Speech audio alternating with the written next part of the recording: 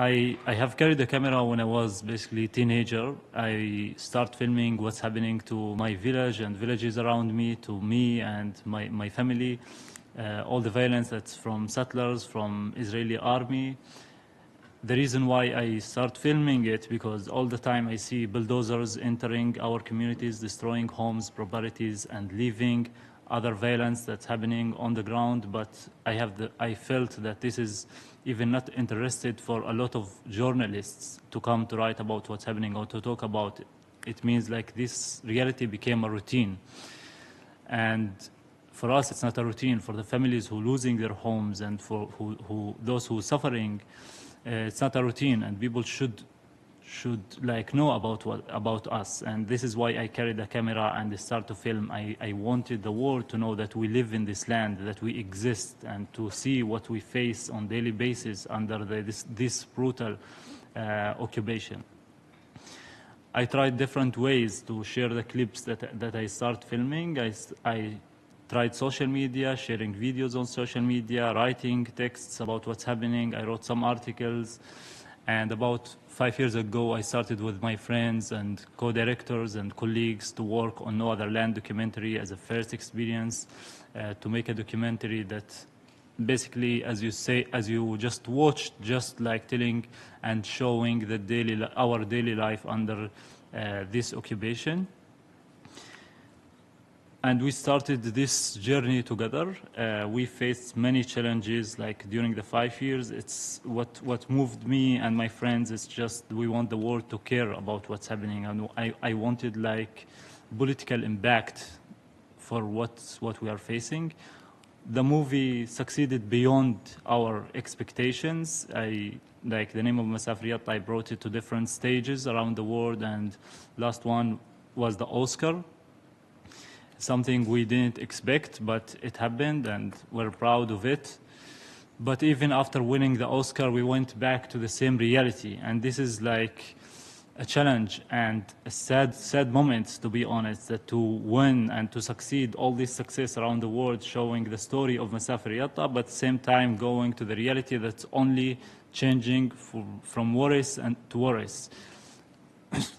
3 weeks after the winning of the Oscar, there was a masked settlers attack on the village of Susia in one of the Masafriyat communities against one of co-directors, Hamdan Bellal. One settler and 2 Israeli soldiers reached him at his home and start beating him in front of his door while he's just trying to protect his family and his children from settlers' attack that was going on in the village. There was like around 20 settlers vandalizing other homes in the same village and destroying properties, stabbing water tanks, smashing cars in the community. And Hamdan tried to protect his family by locking the door of his house and standing outside to prevent the settlers from entering inside his house and attacking his family. The 2 soldiers and the settlers start beating him up with their guns and with their legs by kicking him and hitting him with the guns for 15 minutes, and then abducted him, preventing him from having any medical treatment, and abducted him with another 2 Palestinians from the community to a military base. The Israeli army refused to give any information to his family, to us, about his situation, about what's happening to him. And only after almost 20 hours that he spent on the military base blindfolded and handcuffed and was humiliated all the night, and soldiers just making fun of him and about the Oscar and hitting him, preventing him to have water or any medical treatment by doctors. And when he was brought to the interrogation, they basically just claim that he attacked the settler, and which was untrue. The settler reached to his home and attacked him. Then he had to pay a bill, and only after that he was able to leave the police station and to go to a Palestinian hospital to receive medical treatment. The settlers' violence is happening today and increased in the last 17 months in a huge numbers, and almost every day there is settlers like attacks on Masafriyat and all over the communities across the West Bank since the beginning of this year, January 1st, 2025, in Masafir Yatta itself, we had almost 100 settler attack. I want to speak today about a story, and the most fearing story that I ever filmed about settlers' violence.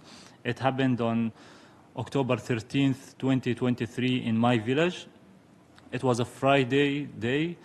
I was sitting in my home, and I hear the noise outside of children and women screaming, outrageous, and I knew that something happening. I took my camera and ran outside of the door. I saw two settlers, one of them with the rifle and one soldier backing them. They walked from the illegal nearest outpost, coming closest to the mosque, which is almost in the center of my village. The Palestinian prayers were leaving the mosque at that moment. And I continue filming of what's happening. Basically, the settler with the rifle came down to the prayers, like few meters from the soldier that was backing him.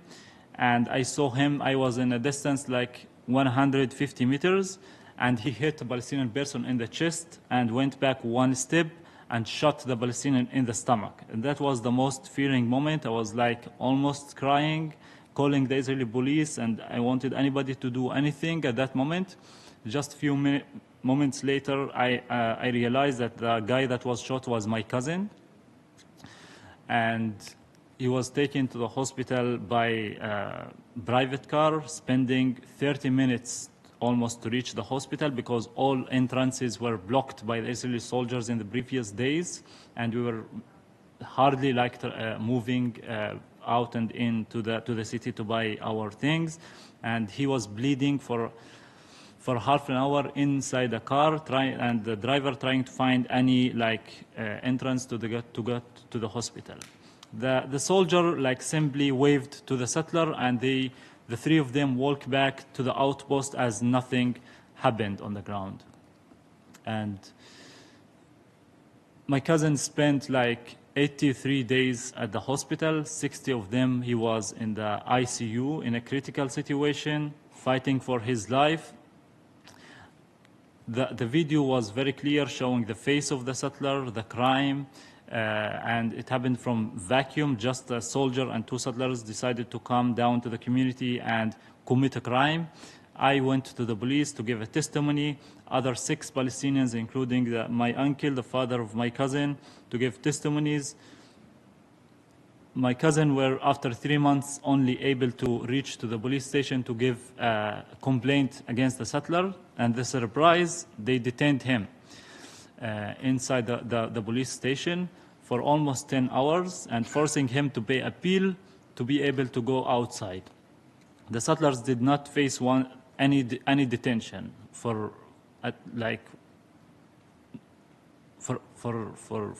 this crime that he committed.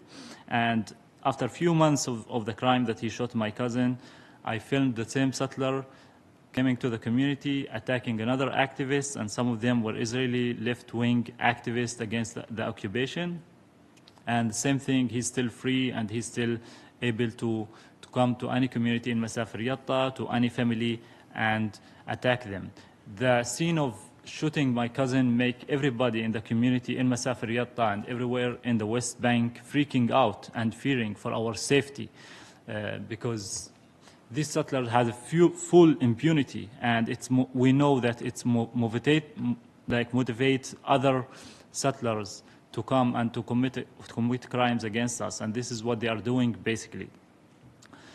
So this shows that these crimes not just happening because these are radical right-wing terrorist settlers want to commit crimes and want to attack us, the Palestinians, which is true, but this is a state policy, a strategy to displace us from our land and to take it over to build illegal settlements and outposts. Since that crime happened on that Friday in the South Hebron area, we lost 7 Palestinian communities. Whole villages were displaced, and mainly because of settlers, soldiers, violence.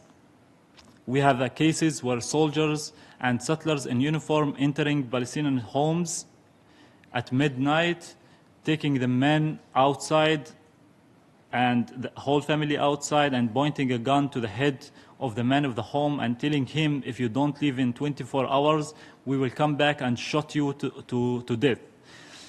And this has led that Palestinians start to flee from these crimes that's happening in Masafir Yatta. So basically, we are in a situation where we are surrounded by these now settlements and illegal outposts and illegal settlements with the Israeli soldiers who's complicit and the police who's complicit and giving impunity and supportive to the settlers to attack Masafir Yatta and other communities across the West Bank. And the goal is very clear, is to taking over our land and to build their illegal settlements and outposts and to expand their projects on our land. This policy, combined with the policies of the home demolitions and the properties demolitions, as you saw in the clip where a Palestinian family their home was destructed by the Israeli bulldozers. This family, I know them personally. I know they lost their home since 2019. At least 5 times the army come and destroy it, and they rebuild it. The army come and destroyed it, and they rebuild it. And last time they lost their home was in May 2022. And since then, they were not able to build a new home. They are now living in an ancient cave in that community. And the last demolition happened was right after a court decision, Israeli Supreme Court decision against Masafir Yatta, which is to give the Israeli military the green light to displace 1,000 Palestinian people in order, under the pretext and the claim that this is a firing zone area. It was designated earlier in the 80s, 14 communities out of the 20 in Masafir Yatta as a firing zone area, which is basically to displace the 14 communities in order to give the land to the Israeli military to do military exercises and trainings in our land. But we know that this is not the truth, and even though it's violating the international law, today the truth in the ground is very clear. There is many Israeli illegal outposts and settlements being built on the ground, but Palestinians are not allowed to build, and this is how the law is weaponized against us, where we as Palestinians living in these communities, illegal for us to build a home, illegal to build a school, illegal to have a clean water, illegal to have electricity, roads, but the opposite for the settlers, where the state facilitate the building of settlements, illegal outposts, roads, whatever they want these settlers. It's really clear, and the movie show it how systematically happening on the ground, how our communities are squeezed more and more by the demolitions, by settlers' violence, by the attacks that we face both from soldiers and settlers, and the settlements and illegal outposts are growing more and more on our land. We are continuing our struggle against this crimes, against the occupation, against our displacement, and we are steadfastness on our land. But I don't know for how long we can keep holding these crimes and facing these attacks and this brutality and keep a stand on our land. It's a struggle that my father started it, and his father, like my grandfather as well, started this struggle against this occupation and displacement.